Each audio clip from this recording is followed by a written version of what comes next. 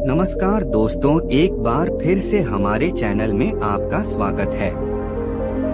और आज हम आपको सबसे दिलचस्प कहानी सुनाने जा रहे हैं, तो देखते रहिए।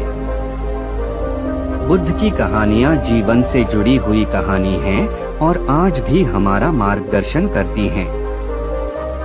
यही कारण है कि हिंदी में बुद्ध की कहानियाँ बेहद लोकप्रिय हैं। इसी मकसद से हम आपके लिए एक बुद्ध की एक लोकप्रिय कहानी लेकर आए हैं, जिसका शीर्षक है जब किस्मत खराब हो। यह हम सबके जीवन से जुड़ी हुई कहानी है। हमें उम्मीद है कि गौतम बुद्ध की ये कहानी आपको पसंद आएगी। एक बार की बात है, महात्मा बुद्ध के शिष्य आनंद कहीं जा रहे थे। रास्ते में उन्होंने देखा कि एक अधेड़ व्यक्ति एक चट्टान पर बैठा रो रहा है। वे उसके पास गए और बोले, क्या बात है वत्स, तुम कौन हो और क्यों रो रहे हो? आनंद की बात सुनकर उस व्यक्ति की सिसकियां थम गईं।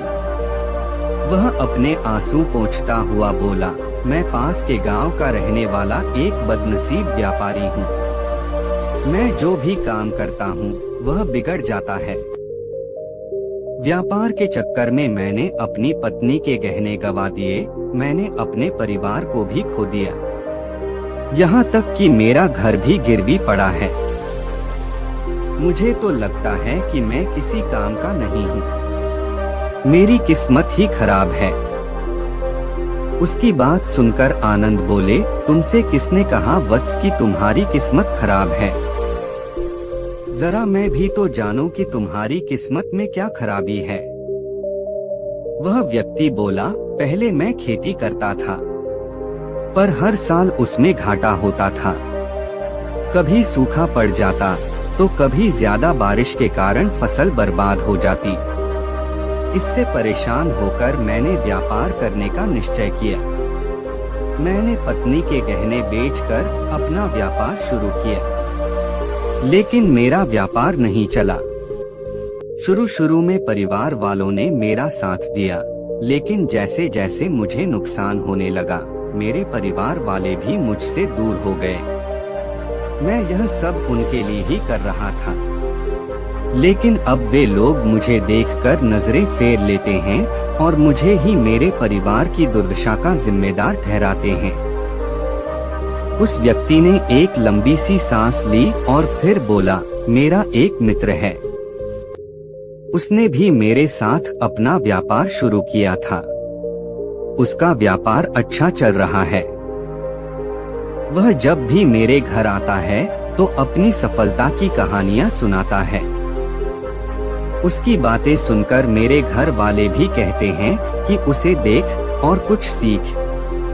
हमें तो लगता है कि तेरे वश का कुछ भी नहीं है। उन लोगों की बातें सुन सुनकर अब तो मुझे भी लगने लगा है कि शायद मेरे वश का कुछ भी नहीं है।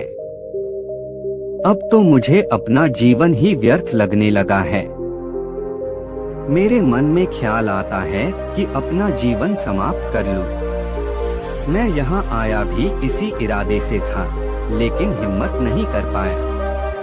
इसीलिए यहाँ एकांत में बैठा विलाप कर रहा था। आनंद बोले, ओह तो ये बात है। वैसे क्या तुम इसके अलावा कुछ और भी कहना चाहते हो? उनकी बात सुनकर वह व्यक्ति बोला, एक ओर मेरा हर काम खराब हो जाता है, दूसरी ओर मेरा मित्र है जो हर समय मुझे नीचा दिखाने का प्रयत्न करता रहता है। मुझे समझ में ही नहीं आता है कि मैं क्या करूं।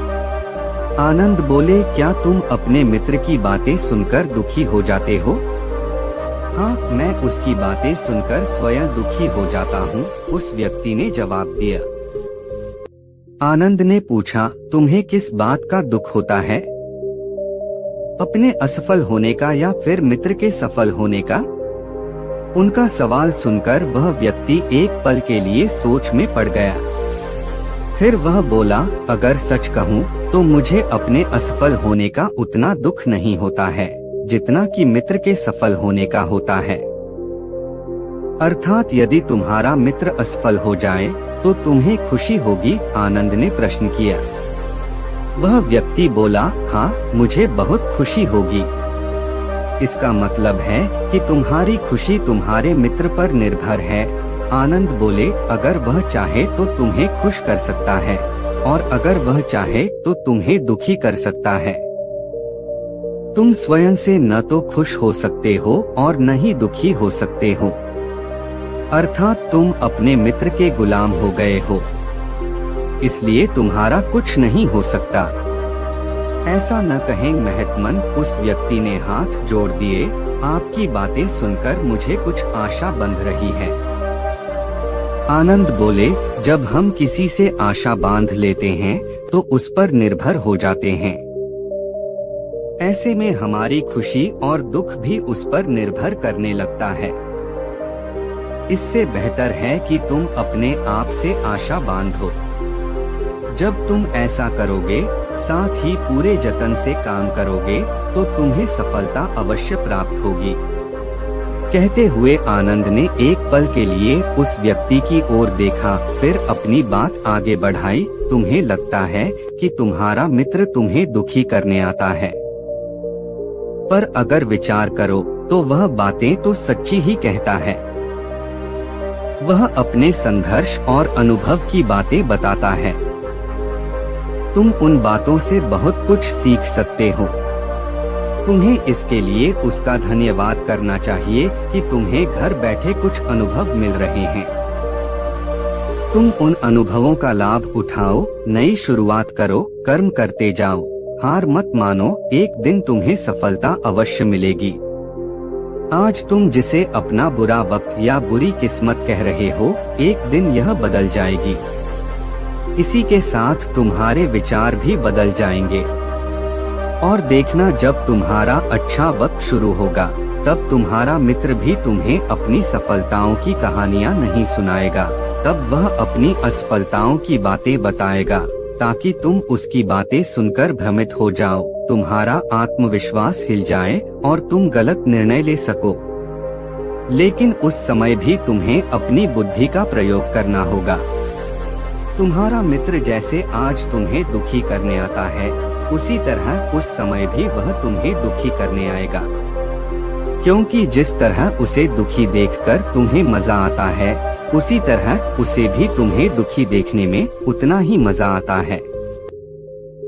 वह व्यक्ति बोला, आपने सही कहा, लेकिन मेरा सबसे बड़ा दुख यह है कि मेरे परिवार के लोग भी इसमें शामिल हैं। वास्तव में मैं तो अपने परिवार के लिए अच्छा करना चाहता था, लेकिन वे लोग भी मेरी बात नहीं समझते हैं। वे भी मुझे गलत कहते हैं और अब तो वे मेरे साथ भी नहीं हैं। आनंद बोले, मैं सब समझ गया। तुम सांत्वना चाहते हो। वास्तव में इस दुनिया में सभी लोग सांत्वना ही चाहते हैं। हम चाहते हैं कि हम जब भी कुछ करें तो लोग हमारी प्रशंसा करें, लेकिन आमतौर से ऐसा नहीं होता है, इसलिए हम दुखी हो जाते हैं। हमें लगता है कि हमारे मित्र, परिवार वाले सब मतलबी हैं। लेकिन तुम अगर किसी को अपना परिवार मानते हो और उसके लिए कुछ करना भी चाहते हो, तो तुम्हें ऐसा क्यों लगता है कि तुम दूसरों के लिए कुछ कर रहे हो? वास्तव में तुम अपनी खुशी के लिए कर रहे हो। इसलिए परिवार के लिए कुछ करना वास्तव में अपने लिए ही करना होता है। लेकिन अगर ऐसा करते समय तुम्हें लगता है कि तुम दूसरों के लिए कर रहे हो, तो तुम दुखी रहोगे। और अगर तुम्हें लगता है कि तुम अपने लिए कर रहे हो, तो तुम खुश रहोगे। क्योंकि जब तुम अपने लिए कुछ अच्छा करते हो या करना चाहते हो, तब तुम्हें सांत्वना की जरूरत नहीं पड़ती है। आनंद की बातें सुनकर उस व्यक्ति के चेहरे के भाव बदल गए। वह बोला, आप सही कह रहे हैं, मैं समझ गया हूँ। अब तक मेरी किस्मत खराब इसलिए थी क्योंकि वह दूसरों के हाथ में थी। अब मैं अपनी किस्मत को अपने हाथ में रखूंगा। मैं फिर से प्रयत्न करूंगा, पूरे मन से काम करूंगा और जब तक सफलता नहीं मिल जाती, चैन से नहीं बैठूंगा। उस व्यक्ति की बात सुनकर आनंद मुस्कुराए और उसे एक छोटी सी डिबिया देते हुए बोले, इस डिबिया को हमेशा अपने पास रखना। इसमें एक ऐसा राज है जो तुम्हें बड़े से बड़े दुख से भी बाहर निकाल लेगा। लेकिन इसे तभी खोलना जब तुम्हारे जीवन में कोई रास्ता न सुझाई दे और तुम्हें लगे कि सब व्यर्थ है। यह दुनिया व्यर्थ है और यहाँ रहना भी व्यर्थ है। उस व्यक्ति ने आनंद को धन्यवाद दिया और डिबिया को लेकर चला गया। उसने नए उत्साह के साथ फिर से अपना व्यापार आरंभ किया। उसका व्यापार चल निकला। अपनी मेहनत और लगन के बल पर वह एक बड़ा व्यापारी बन गया। परिवार वाले भी उसके साथ आ गए और उसका जीवन हंसी खुशी बीतने लगा। अब वह भूतकाल का रोना छोड़ चुका था। वह भविष्यकाल की भी चिंता नहीं करता था, बस अपने वर्तमान को संवारने में लगा रहता था। और जो कुछ भी वह करता था वह अपने लिए करता था, अपनों के लिए करता था। इसलिए वह प्रसन्न था। उसके जीवन में अब कोई दुख नहीं था। लेकिन वक्त हमेशा एक जैसा नहीं रहता है, वह बदलता रहता है। उसके जीवन में भी बदलाव आया। एक दिन उसके राज्य पर पड़ोसी राजा ने चढ़ाई कर दी। उसने इस राज्य पर अपना कब्जा कर लिया। उसके सैनिकों ने चारों ओर लूटमार मचा दी। उन्होंने व्यापारी का सारा धन लूट लिया। उसके घर में आग लगा दी। जान बचाने के लिए उसे अपने परिवार के साथ वहां से भागना पड़ा। वह व्यक्ति अपने परिवार के साथ कई दिनों तक इधर उधर भटकता रहा। वह दाने दाने को मोहताज हो गया। उसका बच्चा बीमार हो गया। इलाज के अभाव में वह तड़पने लगा। यह देखकर उसका हृदय चीत्कार कर उठा। वह कैसे अपने बच्चे का इलाज कराए? उसके पास तो खाने के लिए भी पैसे नहीं थे। ऐसे में उसे एक बार फिर निराशा ने घेर लिया। उसे लगने लगा कि उसका जीवन व्यर्थ है, सारी दुनिया व्यर्थ है, किसी भी बात का कोई मतलब नहीं है। भले ही आप जीवन में कितना भी कुछ कर लो, कितनी भी सफलता हासिल कर लो, पर अंततः यह जीवन समाप्त ही होता है। तो फिर ऐसे में जीवित रहने का क्या फायदा? इससे तो अच्छा है कि वह अपना जीवन समाप्त कर ले। लेकिन तभी उसके दिमाग में आनंद की दी हुई डिबिया कौंध उठी। उसने उत्सुकता के साथ उसे खोला। डिबिया के भीतर एक पर्ची रखी हुई थी। पर्ची पर कुछ लिखा हुआ था। उसे पढ़कर उसकी आंखों के आगे छाया निराशा का अंधेरा छंट गया और वह मुस्कुरा पड़ा। पर्ची पर लिखा हुआ था, यह समय भी बीत जाएगा। उसने डिबिया को अपनी मुट्ठी में भींच लिया और एक नई शुरुआत के लिए उठ खड़ा हुआ। दोस्तों, अगर आप भी ऐसी ही परिस्थिति से गुजर रहे हैं तो निराश न हो। अपने अतीत पर शोक मत करें, न ही भविष्य की चिंता करें। अपने वर्तमान को जिएं और उसे बेहतर बनाने के लिए सच्चे मन से प्रयत्न करें। यकीन जानें, जल्दी ही आपकी किस्मत भी बदलने वाली है। दोस्तों, हमें उम्मीद है कि आपको ये बुद्ध कहानी जब किस्मत खराब हो पसंद आई होगी।